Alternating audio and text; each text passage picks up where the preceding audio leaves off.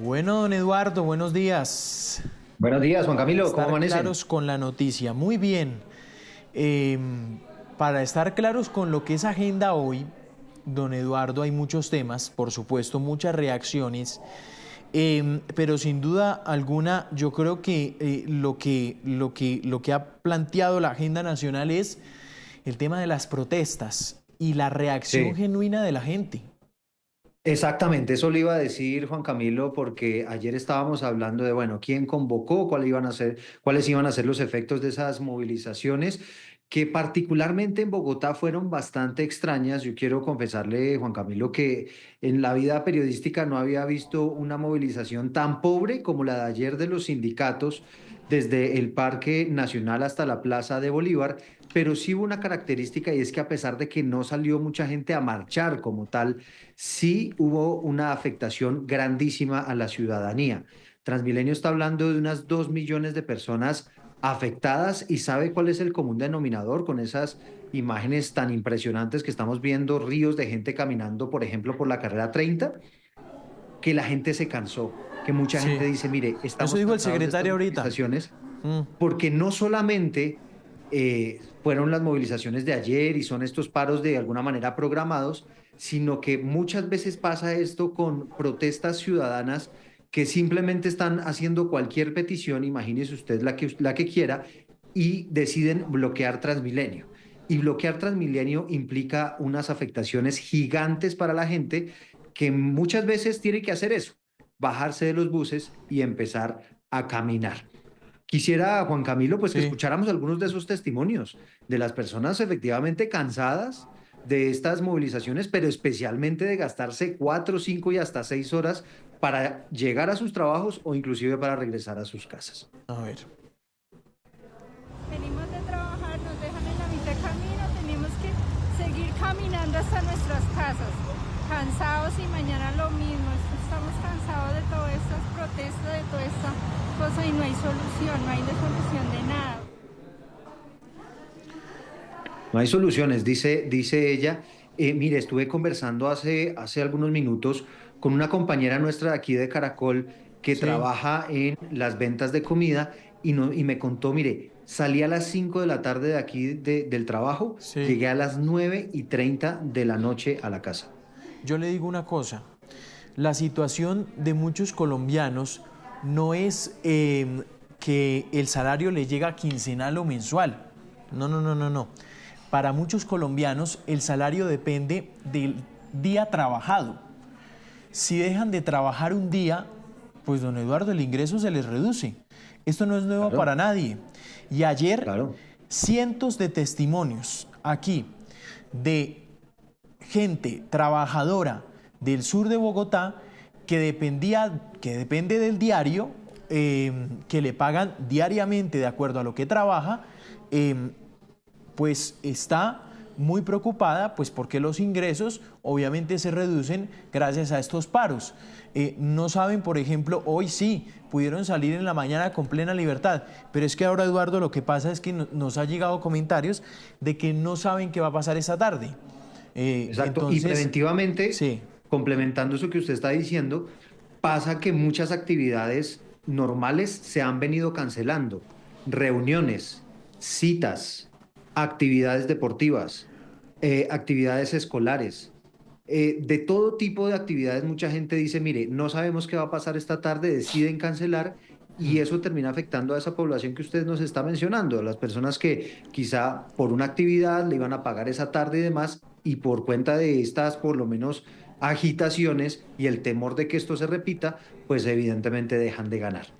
Así que ahí está sí, sobre la mesa puesto ese debate. Están los sindicatos pues diciendo que la movilización fue un éxito, que efectivamente se trataba de un paro, de una manera de sacudir de alguna forma a la sociedad sobre estos asuntos, pero lo que vimos particularmente en Bogotá es que el pueblo, el verdadero pueblo, era el que estaba afectado ayer, sin posibilidad de llegar a la casa, y enfrentándose inclusive a los manifestantes que bloqueaban las vías, que bloqueaban Transmilenio, pidiéndoles que no lo hicieran para tratar de tener de alguna manera un día normal. sí, Esto Edu, frente a las movilizaciones. sí. Juan, cabía decir algo más. Quería preguntarle algo. ¿Qué lectura le podemos dar, y de acuerdo a lo que han dicho diferentes analistas, a la imagen como la de ayer en donde yo estaba, la Plaza de Bolívar, ayer en la mañana, las imágenes de las calles, no sé, me parece que me da la impresión que los sindicatos esperaban un poquito más. Esperaban un poco más, hay que decirlo, eso sí, a decir verdad, que la situación de Bogotá fue bastante atípica, porque si usted se va a ver lo que pasó en Medellín, por ejemplo, en Barranquilla, en otras ciudades, pues efectivamente hubo unas movilizaciones quizá más parecidas a las que los sindicatos han tenido en otras oportunidades. Pero es cierto que la de Bogotá fue muy atípica por la reducida cantidad de gente que salió a las calles, pero sí fue quizá la ciudad donde más gente se vio afectada, porque aquí lo que hubo fue en diferentes localidades gente bloqueando el sistema de transporte público, hay que decirlo, encapuchados, muchos de ellos a través de actos vandálicos, bloqueando y de alguna manera torpedeando la posibilidad de movilización de la gente. Entonces, es cierto que Juan Camilo, lo que usted dice es, lo que pasó en Bogotá definitivamente fue una situación bastante atípica. Sí. Bueno, vamos al otro tema, Juan Sí, Camilo. hay un tema de ya para cerrar Sí. este mensaje, porque me quiero quedar con el mensaje de doña Janet. Doña Janet, la protagonista doña de Janet. la jornada, exactamente, hablamos más de 20 minutos con ella, hace segundos, y mire que doña Janet la voy a citar y dice: Juan Camilo, las causas de las protestas, en su opinión dice, son justas. Me dice: obviamente, yo quiero que las condiciones de los colombianos mejoren. Yo quiero que las condiciones de este país mejoren. Las condiciones en materia pensional, que la salud mejore, que el trabajo mejore, que las condiciones laborales de los trabajadores mejoren. Me dijo, pero hay formas para pedir y solicitar unos argumentos que para ella son justos. Entonces, me quedo con ese mensaje. La gente tiene todo el derecho, por supuesto, a pedirle al gobierno nacional, a pedirle al Congreso, pero también de una manera pacífica y de una manera, pues que sí, que es un establecimiento de Estado democrático en el que estamos y que obviamente, pues como dice doña Janet, la protesta es válida, pero siempre y cuando se haga pacíficamente y no afecte a la gente pues que quiera ir a trabajar, que tiene su puesto de comida, como ella y su puesto de empanadas, ¿no? Mire este mensaje de una cuenta que se llama Actualidad Panamericana, que usualmente hace un poco parodias de lo que es la realidad del país. Pero este mensaje sí que es bien cierto y se acoge un poco a eso que usted está diciendo. Escriben ellos lo siguiente, abro comillas: ciudadanos que quieren llegar al trabajo son bloqueados por ciudadanos que defienden el derecho al trabajo. Ahí está la paradoja, ¿no? Sí, pero, claro, defendiendo lo de... Pero no sé, ¿sabe que no sé una cosa, Edu? Y ahí me gustaría hacer un paréntesis. No sé si los que bloquean y vandalizan defienden alguna causa social. Yo creo que los que van, marchan y protestan pacíficamente sí defienden sus causas sociales y sus causas justas. Los que Pues, Juan bloquean... Camilo, sí. Pues Sí, no sé por qué lo menos tanto fue defienden coincidente. esas... Sí, claro. Claro, por lo menos fue coincidente, ocurrió el mismo día en el que se había convocado a este paro nacional y si usted escucha a Fabio Arias, el presidente de la CUT, dijo, quizá no hubo mucha gente en el centro de Bogotá, pero sí hubo bastante gente en las localidades y eso fue lo que él dijo, dando a entender de alguna manera que una cosa eventualmente sí podía estar relacionada con la otra. Bueno, vamos a pasar al siguiente tema, si le parece, Juan Camilo, al que le tenemos que poner la lupa para estar bien claritos. Tiene que ver con el decreto que expidió en las últimas horas el Ministerio de Hacienda y que básicamente lo que hace es anticipar el pago de impuestos de 2026 este año, con una problemática, de alguna manera reconociendo el gobierno que tiene un problema de caja bastante complicado este año. Esto es, Juan Camilo, y lo decíamos esta mañana, como si usted, por ejemplo, se queda sin con qué pagar el mercado este mes Sí, y saca un avance de su tarjeta de crédito un avance. para poder pagar el mercado de este mes y quedarse endeudado para el mes siguiente, ¿no? Levanto la mano, Edu. levanto la mano como en Lo una ha clase. hecho, confiéselo. Exactamente, levanto en la mano como con una clase. No, y es para hacer una pregunta. El decreto exactamente para estos temas económicos, usted sabe que a veces para la gente son un poquito complicados de entender. Entonces, la retefuente es la manera como el gobierno nacional recauda impuestos del siguiente año, del 2026. Es decir, son todos los impuestos, son algunos impuestos. ¿Esto se establece en el decreto? ¿Son impuestos sobre las ventas, sobre los ingresos? No sé. Estos hacen parte, digamos, de los impuestos que tienen que pagar las diferentes empresas. Lo hacen, digamos, en el año. Es como usted, por ejemplo, trabajador de Caracol, pues usted cada mes que le pagan su salario, a usted le descuentan un poquito para la retención en la fuente. Algo parecido pasa con las empresas, pero lo que está haciendo con este decreto el gobierno es decir, no solamente le voy a cobrar lo de este año, sino también le voy a cobrar lo del año entrante. Esto es como si Caracol le dijera a usted, Juan Camilo, que no solamente le va a descontar la retención en la fuente de este mes y de este año, sino que le va a empezar a cobrar también la retención en la fuente de lo que usted todavía no se ha ganado en 2026. Y obviamente eso le pega a usted un apretón en su caja menor de personal. Eso es lo que está pasando básicamente con las empresas y no solamente eso, en algunos casos me puse en la tarea de contar las actividades económicas que establece este decreto. ¿Sabe cuántas hay?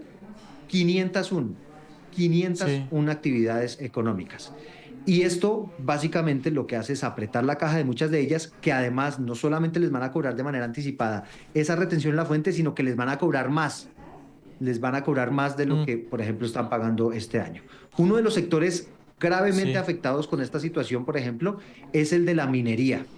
Y por eso, Juan Camilo, lo invito a que escuchemos y establezcamos un contacto con Juan Camilo Nariño, que es el presidente de la Asociación Colombiana de Minería, para que nos hable un poco de cuál es el impacto que puede tener para esas empresas este decreto que ha expedido el Ministerio de Hacienda. Doctor Nariño, un gusto saludarlo, gracias por este contacto. ¿Y qué análisis inicial han podido ustedes hacer de esta decisión que ha tomado el Gobierno Nacional? Un saludo, Eduardo y Juan Camilo, y gracias por abordar este tema y por invitarme a esta conversación. Déjeme yo un poco en relación con la introducción que ustedes dijeron de las tarjetas de crédito y demás, es que es aún más grave, porque cuando usted se endeuda con su tarjeta de crédito, usted adquiere un compromiso que usted paga con intereses y demás. Las retenciones, los anticipos de las retenciones en la fuente es una manera que ha tenido el Estado históricamente para ir ganando flujo de caja. La ley lo habilita a hacerlo. Lo que pasa es que todos los gobiernos en el pasado han revisado esos montos de la retención y lo han equilibrado con los sectores económicos, de tal forma que usted pueda anticipar algo de renta sin afectar los sectores económicos y sin que en el próximo año usted asuma una deuda que además sobre la cual no paga intereses. ¿Qué está pasando con este decreto, Eduardo? Como usted lo dijo, un decreto generalizado y que sube al más del doble todas las retenciones en la fuente a todos los sectores económicos. Lo que termina pasando es que usted termina financiando el Estado, anticipando una reforma tributaria, anticipando un recaudo sin la discusión en el Congreso propia de una reforma tributaria sobre ingresos a los cuales no va a pagar intereses, y el próximo año va a tener un lío muy grande en devolver parte de esos recursos. Nuevamente repito, sin intereses. Doctor Nariño, si le estoy entendiendo bien, esto es una reforma tributaria por derecha, porque si no solamente se establece que les cobran anticipadamente los 2026, sino que, dice usted, a todas las actividades económicas les están subiendo los impuestos, pues es que esto solamente se puede hacer vía reforma tributaria. Así es, pero no subir los impuestos, es subir la retención para ganar más caja el gobierno. ¿A costa de qué? Del flujo de caja de los sectores económicos, sobre los cuales no hizo una evaluación precisa ni concreta del impacto que pueden tener. Sí. Le pongo el caso del sector minero. En el carbón, las empresas medianas, familiares, pequeñas, familiares de carbón y también las grandes, se les subió la retención en la fuente al 4.5%, más del doble de la que tenían este año, sin tener ninguna consideración que el precio del carbón ha bajado desde el 2022 ahora en un 68%, en que muchas de esas empresas, sobre todo las medianas y las pequeñas, tienen unos enormes problemas de caja para financiarse y van y le ponen un incremento en los flujos de caja que esas compañías tienen que darle al Estado, poniéndolas en unos aprietos gigantescos. Y así por lo general en todos los sectores económicos, sobre todo impactando a las pequeñas Sí. y medianas empresas. Doctor Nariño, ¿qué impactos, qué aprietos puede tener esto en una empresa minera? Muchísimos y en otros sectores económicos. Básicamente lo que va a terminar pasando es que cuando usted como Estado no equilibra muy bien, no hace un análisis riguroso de lo que quiere recaudar de manera anticipada, pues ponen aprietos al señor que tiene que pagar por obligación eso. ¿Qué aprietos significa eso? Que usted como compañía mediana o pequeña o grande tiene que ir a pedir créditos. Ahí sí, pagando intereses, ahí sí restringiendo más la actividad económica. ¿Para qué? Para financiar un Estado que no paga intereses y financiarlo por un año o más, dependiendo de cuándo tenga que devolver esa plata. Es una relación realmente injusta, nuevamente repito, producto no de la facultad y potestad que tiene un gobierno de subir o incrementar o imponer tasas de retención en la fuente, sino producto de la falta de criterio, de la falta de análisis juicioso, que es una responsabilidad propia del Estado al imponer medidas como esta. Aquí en las imágenes estamos viendo, doctor Nariño, pues algunas de las actividades económicas que va a tocar este decreto y vemos que efectivamente todo lo que tiene que ver con la extracción de gas, de petróleo, toda la actividad minera, pues resulta bastante golpeada y estamos viendo las tasas que se contemplan. Y entendemos pues obviamente que es una situación que aprieta el bolsillo de todas esas empresas, muchas de ellas pequeñas, muchas de esas familiares, y no solamente eso, sino que ya anticipando esos recursos, pues el año entrante no van a pagar y va a haber un problema de caja para el gobierno grandísimo, seguramente el año entrante. Y es que el gobierno, doctor Nariño, ya había hecho este mismo ejercicio y ya había dicho, mire, eso no salió bien. ¿Usted cuál cree que es la razón por la cual tengan que repetir el mismo ejercicio que en su momento no funcionó?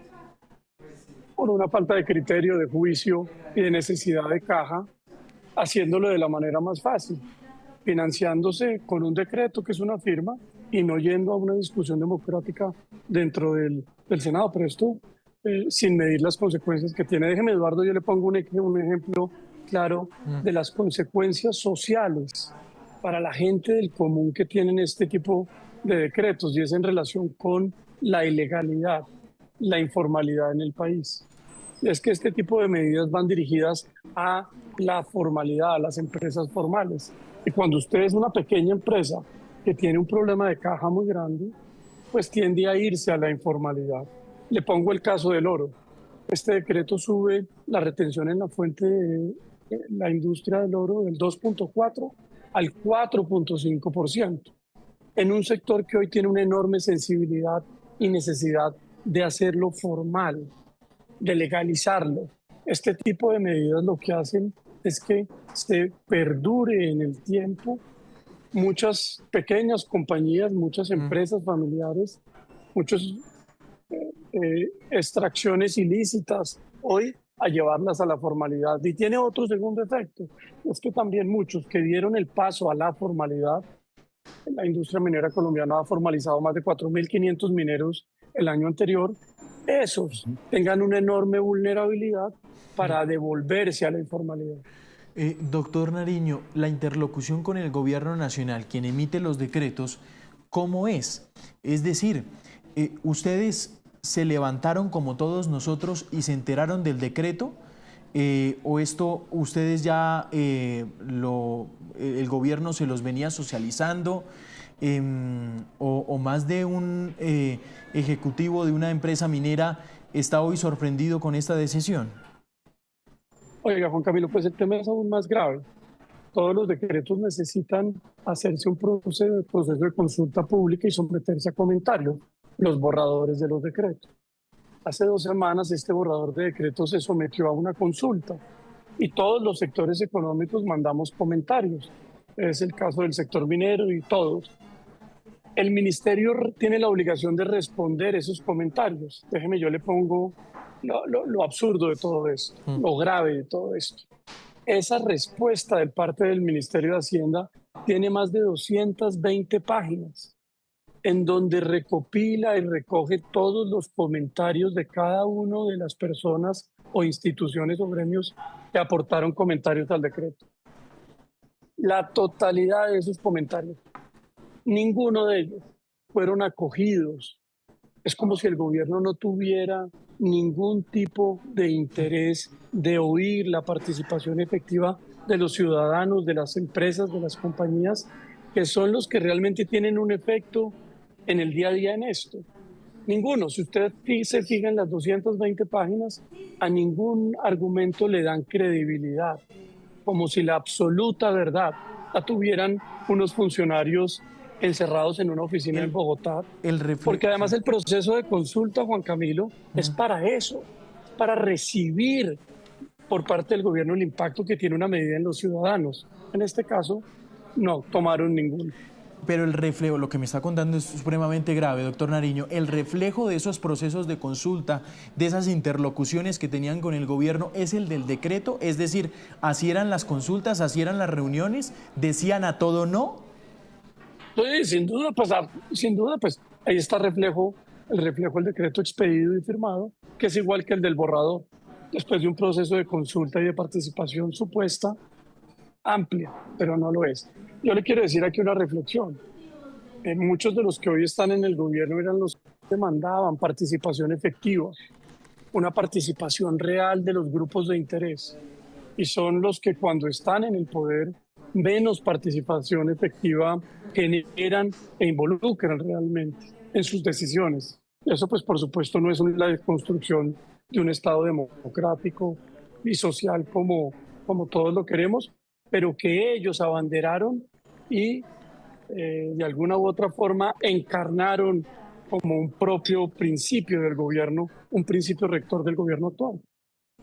Sí, fíjese que eso que nos está contando, doctor Nariño, pues nos suena bastante familiar, porque no solamente está pasando con las empresas, con los sectores económicos, sino en muchos otros sectores se quejan de lo mismo, que definitivamente no hay una participación efectiva, que hay de alguna manera oídos sordos ante las alertas de algunos sectores, sobre todo cuando vienen del sector privado, frente a lo que puede ocurrir con decisiones como estas. Pues doctor Nariño, queríamos conversar con usted unos minutos para que nos ayudara a entender todo lo que tiene que ver con este decreto, sus implicaciones, y pues no sé si quiere dejar algún mensaje final.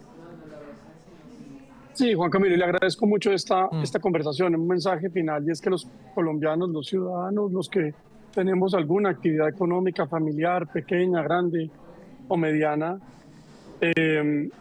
pues no podemos seguir permitiendo una cosa en el Estado, que es la improvisación. Los distintos sectores económicos necesitan planeación, necesitan una previsión de largo plazo. Y eso tiene una enorme sensibilidad en el desarrollo de los negocios futuros, en la informalidad, en el tránsito a la formalidad y a la generación de empleo y oportunidades. La falta de planeación para tomar medidas como estas tiene enormes consecuencias sociales y económicas. Y tenemos que entre todos levantar la voz por una, sobre todo, enorme irresponsabilidad. El Estado no puede ser irresponsable con sus medidas cuando tienen implicaciones sociales. Bueno, doctor Nariño, sí. Muchas gracias. Gracias por este contacto y pues bueno, estaremos pendientes evidentemente de lo que pueda ocurrir en el transcurso de las próximas horas. A ustedes, muchas gracias. Gracias, doctor Nariño, un abrazo. Juanca, ahí mire, está, no, es tremendo, ¿no? Aquí mire que salen decretos viendo para que aquí en el decreto. Sí, lo que uno se pregunta, Edu, es para qué las consultas, Juan Camilo, ¿no? que viéramos, claro, quisiera que viéramos un minuto el decreto, porque decíamos, afectados sí los sectores mineros, gasíferos, petroleros, pero también afectados, por ejemplo, los sectores agrícolas. Es que esto toca prácticamente a todos los sectores productivos del país. Y nos estaba diciendo en las últimas horas el exdirector de la DIAN, Lisandro Junco, que por cuenta de este decreto que toca a todos esos sectores, podría, por ejemplo, en su caso, Juan Camilo, o en el mío, se nos podría encarecer la comida, se nos podría encarecer Claro. todo lo que tiene que ver con los productos básicos, porque de alguna manera los productores de alguna parte tienen que sacar la plata para poder responder por los impuestos que no veían venir, que era lo que usted nos estaba diciendo, no Sí. veían por venir y que les va a tocar empezar a pagar, y eso obviamente pues va a tocar financieramente esas empresas, y esas empresas pues seguro terminarán trasladando esos costos adicionales a los ciudadanos, ¿no? Sí. Edu, vamos a pasar al otro tema, que es el de Ecopetrol. Lo que está pasando en Ecopetrol. Bueno, hay varios hechos. Estas A cosas. ver, Tengo 4 hechos identificados. Usted verá si me quiere meter más ahí. hablemos de hechos. Hablemos de hechos. La Procuraduría le envió concepto al Consejo Nacional Electoral en las últimas horas y le dice, tiene que sancionar o pidiendo sancionar a Ricardo Roa, el presidente de Ecopetrol, por violar los topes de la campaña y ocultar información sobre los gastos. Ese es un hecho. El otro hecho son las revelaciones que ya hemos conocido por el diario El Tiempo de un contrato de $6 millones con una firma gringa, abogados norteamericanos, para medir el Covington impacto. and Burling se llama. Exactamente, para medir el impacto de la imagen que tiene su presidente, Ricardo Roa. Y la otra, De acuerdo. que es una pata que le nació al gato y que la reveló ayer Blue Radio. Y es que tienen en su poder órdenes que estaba dando el señor Vergara, director de Asuntos Corporativos, para retener documentos físicos, correos de más de 70 ejecutivos de la compañía. Esto lo que tiene un poquito aroma, presuntamente, a espionaje, ¿no? Claro, y una cosa se entrelaza con la otra, porque aparentemente a partir de ese contrato con esta firma estadounidense que se encarga de mirar hasta qué punto está teniendo impacto en la compañía, acuérdese que Ecopetrol es una firma que cotiza en la Bolsa de Nueva York. Y esto obviamente es lo que genera, entre comillas, la necesidad de hacer toda esta investigación de cuáles son los impactos que está teniendo sobre Ecopetrol todos esos escándalos que están rodeando a Ricardo Roa, entre ellos su rol, su papel como gerente en la campaña Petro Presidente y la posibilidad de que se hubieran excedido los dineros de la campaña. Me faltó Pero uno. efectivamente lo que se está diciendo Sí. es que a través de este contrato pues estarían generando extralimitaciones que no solamente tocan a empleados de Ecopetrol, a integrantes de su junta directiva y demás, sino también al propio Ricardo Roa, al que al Claro. parecer también le han pedido computadores, le han pedido información que podría afectar, efectivamente estar extralimitándose. Podría ir por ahí la renuncia en las últimas horas de una de las integrantes de la junta directiva de Sí. Ecopetrol, que se llama Mónica de Greiff. Es una de las personas que más tiempo llevaba allí también en la petrolera, y es una renuncia que podría hablarnos también de esas dificultades y desencuentros que están teniendo con el presidente de la compañía. Anoche en la Casa de Nariño hubo una reunión, estuvo Ricardo Roa, estuvieron integrantes de la junta directiva intentando mirar cómo hacen una jugadita, y si me da 3 segundos se la explico. El enroque. El enroque, exactamente, que ya lo habíamos anticipado usted y yo aquí en una entrevista con Ricardo Roa la semana pasada, acuérdese. Él dice que no, La que no sabe posibilidad- nada de eso. Es lo que dice, ¿no? Sí, que él habla mucho con Edwin Palma, el ministro de Minas, porque es el mismo sector y demás, pero que por ahora no sabe mucho del tema. El tema sería este. Saldría Ricardo Roa de la presidencia de Ecopetrol para asumir el Ministerio de Minas. Eso de alguna manera, Juan Camilo, tiene una trascendencia más allá de que sea un nombramiento del presidente, y es que podría darle ciertas habilidades o ciertas facultades para que no sea investigado necesariamente por la Fiscalía, sino que adquiera un fuero especial para las investigaciones en la justicia. Esa sería una jugada. Y la otra sería que Edwin Palma, actual ministro de Minas, pase a ser el presidente de Ecopetrol. Sin embargo, lo que nos están diciendo es que ese enroque no se ha dado y no está tan fácil de argumentar, porque legalmente parece ser Edwin Palma tiene una serie de inhabilidades, entre otras cosas porque hace muy poco tiempo fue integrante de la Junta Directiva de Ecopetrol y es muy estricta la compañía e inclusive la ley en no permitir esa especie de puerta giratoria en Ecopetrol y su junta directiva. Así que están mirando en el gobierno cómo hacen el enroque, cómo legalmente se justifica, y eso es lo que estaría demorando la decisión, que según nos dicen algunas fuentes en el alto gobierno, está prácticamente tomada. Están es mirando cómo lo hacen jurídicamente. Bueno, ahí está entonces la noticia con Ecopetrol. Falta ver pues qué pasa entonces, cómo se desenlaza estas historias tantas que existen al interior de la compañía. Lo único que sí es cierto es que está pasando por unas grandes dificultades económicas y por supuesto polémicas y muy criticadas la gestión del presidente Ricardo Roa. Bueno, don Eduardo, hasta aquí yo creo que esta sección Express de Noticias, ahí dejamos muy bien informado a la gente. Y por supuesto la invitación para que comenten a través de nuestras redes sociales. Edu, gracias. Vale, les mando un abrazo a todos. Chao.